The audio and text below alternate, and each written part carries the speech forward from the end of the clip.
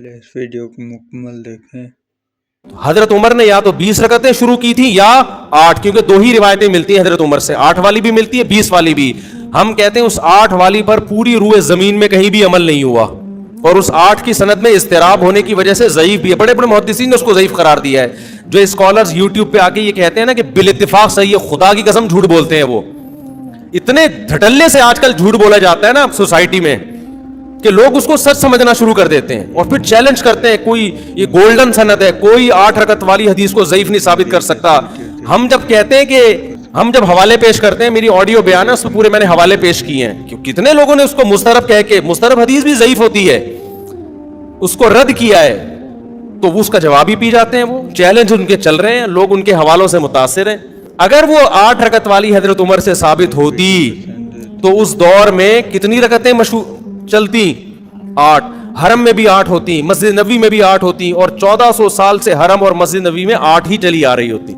Abu Hanifa भी 8 के कायल होते, इमाम शाफी जैसे मुहद्दिस और मुज्तहिद भी 8 के कायल होते, इमाम अहमद जो इमाम बुखारी के उस्ताद हैं वो भी 8 के कायल होते, इमाम मालिक भी 8 के कायल होते, और अब्दुल्ला बिन मसूद भी 8 पढ़ रहे होते, और उस्मान बिन अफ़ान भी 8 पढ़ रहे होते। हम कहते हैं कहीं कोई ज़ईफ रिवायत भी नहीं मिलती कि उस्मान बिन अफ़ान के दौर में 8 हुई, हजरत अली के दौर में 8 हुई। 20 वाली तो बहुत सारी मिलती है हमें, तो इसलिए, और तवातुर अमली भी मिलता है।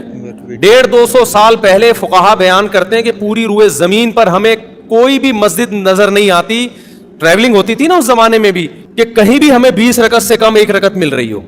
बाज़ लोग कहते हैं बुखारी की हदीस है कि नबी सल्लल्लाहु अलैहि वसल्लम रमज़ान और गैर रमज़ान में 8 से ज़्यादा नहीं पढ़ते थे।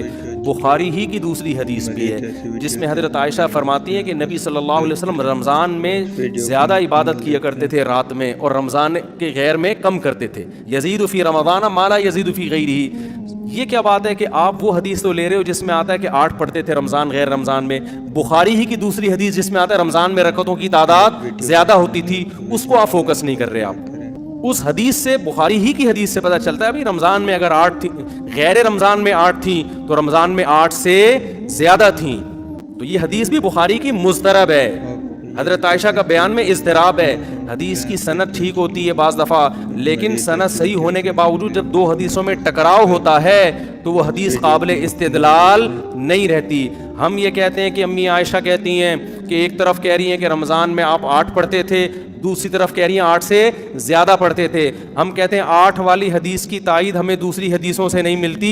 रमज़ान में 8 से ज़्यादा पढ़ते थे, इसकी तायीद में दूसरी सही हदीसें मौजूद हैं। लिहाजा हम अम्मी आयशा की या बुखारी की वो हदीस को लेंगे जिसमें 8 से ज़्यादा का है, और रमज़ान का तकाजा भी है कि 8 से ज़्यादा पढ़ते हो आप।